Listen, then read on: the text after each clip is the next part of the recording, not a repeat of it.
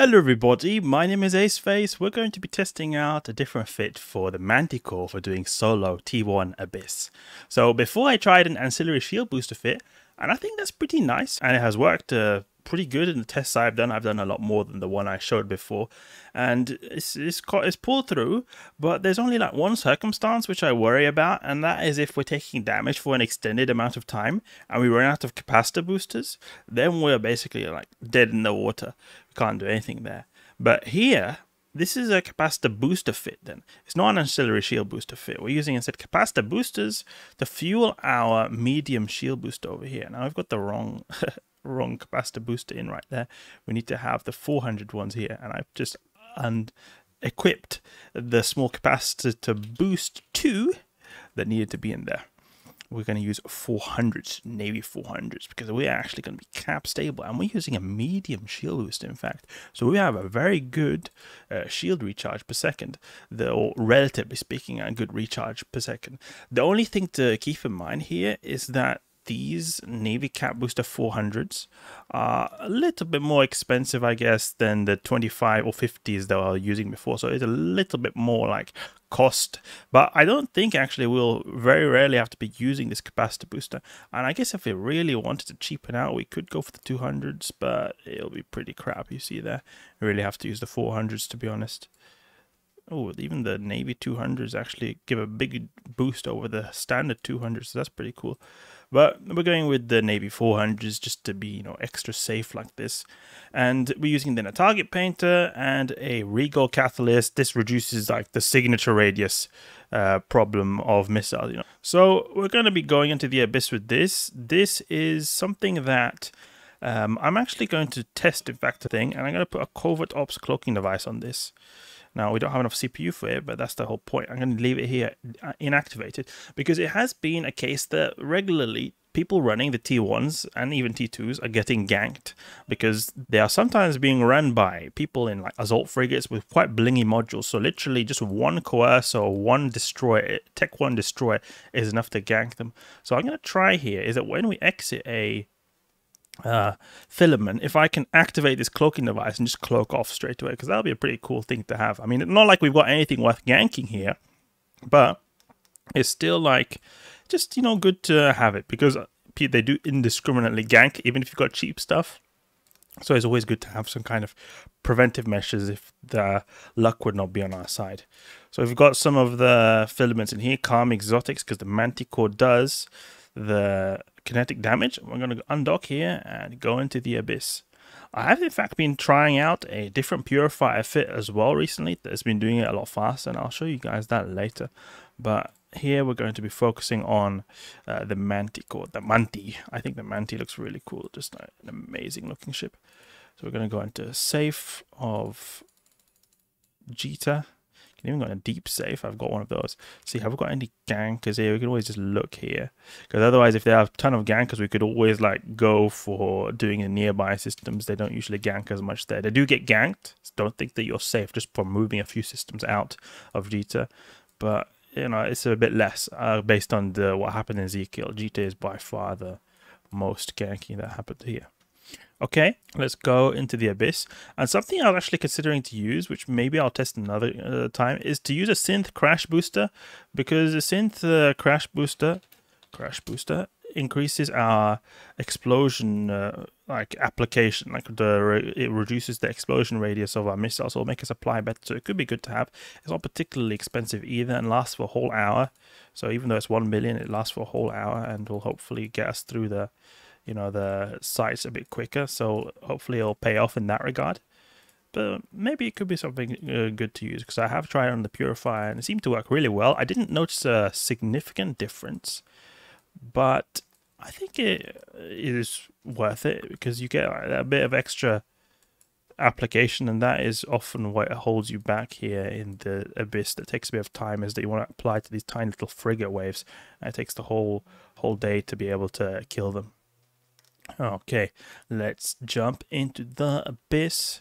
T1 exotics in the bombers. The optimal waves are those battleship waves. Like those battleship waves, you just pop them instantly. It's just so nice. And something I just realized actually is that we have 295 gigajoules, and we put 400 gigajoules into the capacitor with this. So that is a bit problematic because we won't be fully utilizing this even. So that maybe is a reason why we ought to go with like a 200 maybe, because we're not even going to be using the full like capacitor charge. We're just going to go here to the side and just kite them, really simple as that. I'm using a cold gas because that actually gives a bit less capacitor usage than a quad LIF, but to be honest, maybe I should have gone with a quad LIF because that signature radius reduction that we get from the quad LIF is really nice and especially useful when it comes to like battleship waves that try to apply on you.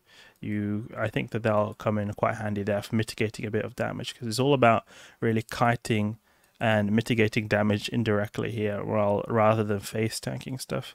So probably I will actually recommend, to be honest, I will recommend go with a quad LIF. I just happen to put a cold gas because it uses a tiny bit less capacitor than the quad LIF, but I think it will be a lot more safe in terms of survivability to go for a quad LIF.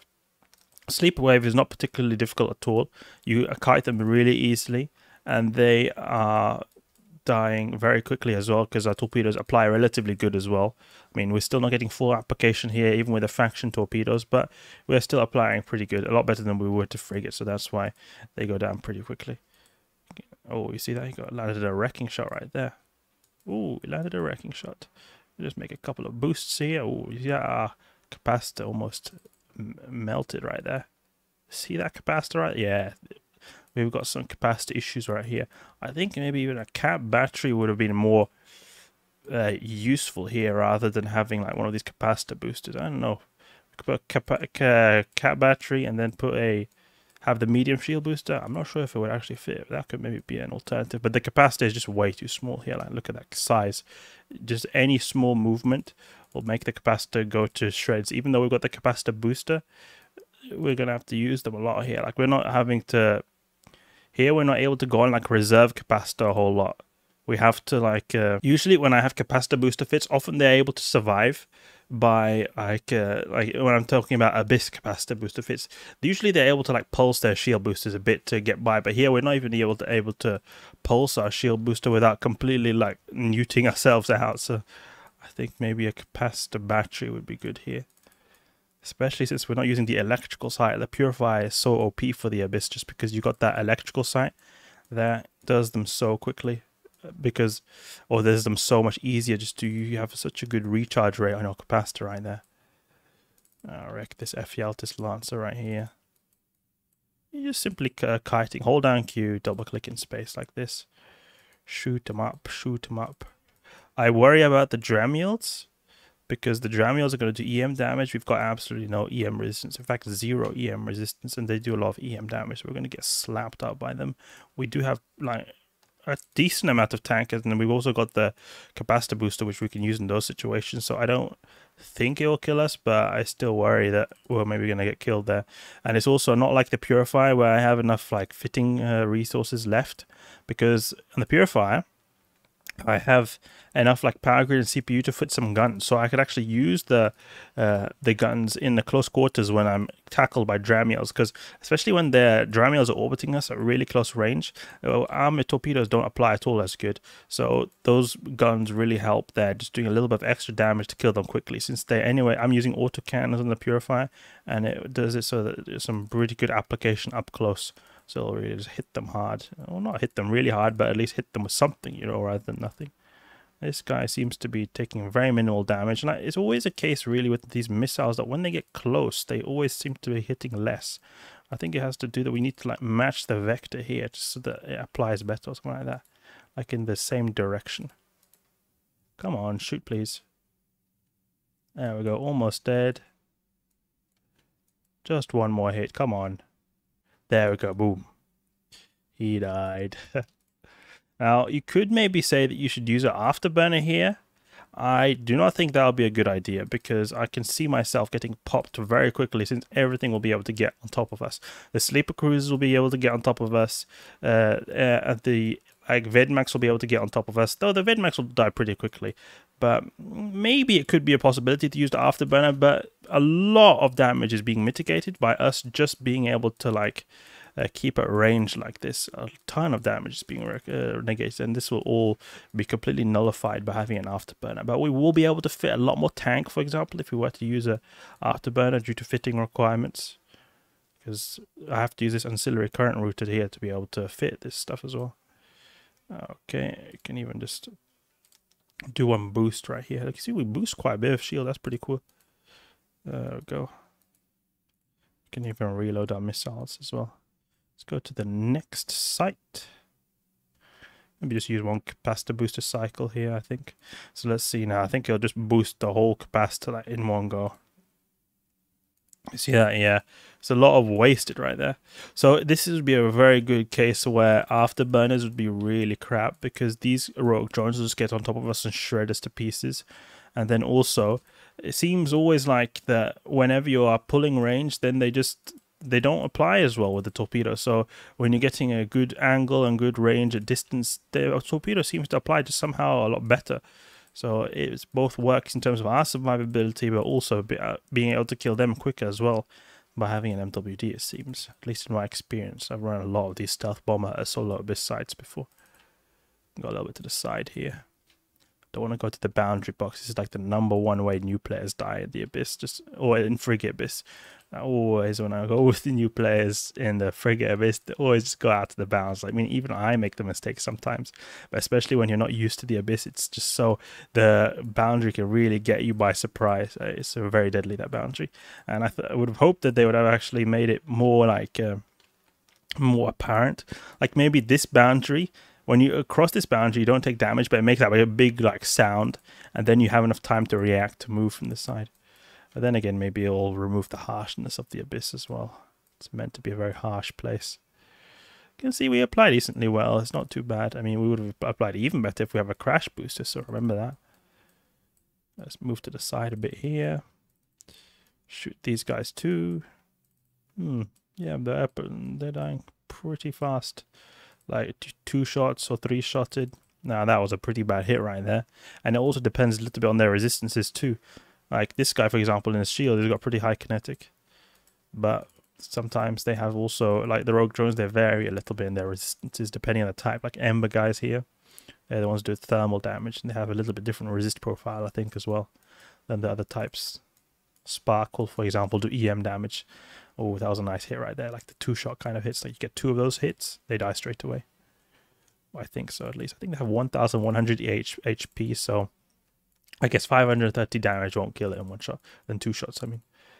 Okay, there we go. Good. Nice. I can now shoot this by combinative cache. I noticed there's something that uses a lot of capacitor as well, is the target painter. Target painter 2 uses a lot of capacitor. You can see here. If we go here, you see that it uses 2 gigajoules just from that one target painter. There's a lot of our capacitors being used on that little thing as well. Okay, so we got some nice loot. It seemed to go decently well, but I don't think this was like a good demonstration of the most amount of tank we could get. But I really liked the medium shield booster because it felt like you get that nice boost right there. Like I felt like I was boosting up quite a bit. So I mean, I think it's still pretty decent, but I would have hoped it to be a bit better though, in terms of the capacitor. I mean, well, what can you expect when you're using no cat battery and got a medium shield booster with an MWD on a stealth bomber? Like, you can't expect the capacitor to be good, and in a non-bonus site as well. So let's try this thing I was saying right here. In the case I was to get ganked, right? Let's see if we can do this. I'm going to try deactivating some of my modules, and then I'm going to try to see if I can activate my Covert Ops cloaking device quickly. So let's see. Now, what I could have done is wait until my capacitor is filled up in the site. But since we didn't do that, let's just try deactivating this module right here. Maybe deactivate this one. Like this. Deactivate this one, maybe. Capacitor booster. Put online. We should have maybe used the MWD cloak trick as well. That would have been... Actually, I think we did. So look here. So that's actually a cool way that you could... unless the abyssal gankers are like within 2,500 on you, you could use this little trick right here, I think, to just get get like pull a bit of range, especially if you're in a stealth bomber. You could just instantly start like warping here. So that's pretty cool. I was just thinking about this, like when I was just thinking about abyssal gankers when I was using a stealth bomber, since the abyssal gankers even go after T1s, and I run T1s in my stealth bomber, so it could be good to have a covert ops cloaking device just sitting here offline. You can activate it at the end of a site if you want. It's not as easy though if you don't have a capacitor booster, because obviously if you have a capacitor booster, you can get your capacitor to 100%, while it's not the same thing if you've not got a capacitor booster. You're going to have to wait quite a long time. You need to have a very high capacitor to be able to put a module online. So I guess you could always wait at the site. Well, what's that? What's that noise? What's that weird noise I had? Was it one of those ships or something? I don't know. Okay, let's dock back up here. So Manticore for T1s with a capacitor booster seemed to work decently well. Did not get a very good representation of the tank, just because I wasn't taking a whole lot of damage, but it was a good boosting of the shields from this medium shield booster. But it's not efficient though, definitely not efficient, because this capacitor booster is giving us too much capacitor. We've not got enough like buffer of our capacitor to be able to get through this. To be honest, I think almost a cab battery would be more suited for this. Like we would get then have a, I guess we could just like a buffer of capacitor instead, rather than having to have like, you know, a relying on the capacitor booster. So maybe something like this is what I'd do. It's, I don't know, we still have a pretty crap capacitor then, even without using the shield booster. But maybe something like this would be better, to be honest, because at least here you can pulse this a bit more. You've got the capacitor booster, your cap stable with this on. With this off, you've got like this much capacitor. You could maybe use this a bit, 30 seconds, I guess. And I guess that's how much you need. Issue right here I see is the EM resist. Like no EM resist, but I still think you would be able to get through angel waves. It would have been nice though to be able to have some guns here. Some guns would be really fitting right here, because then you could shoot them. Unfortunately, we don't seem to have the fitting space for that. We need damn power grid. That's the big issue right here. But anyway, there we go. Manticore T1 Solo Abyss. Hope you guys enjoyed. If you did, please leave a like and subscribe. I'll catch you guys later.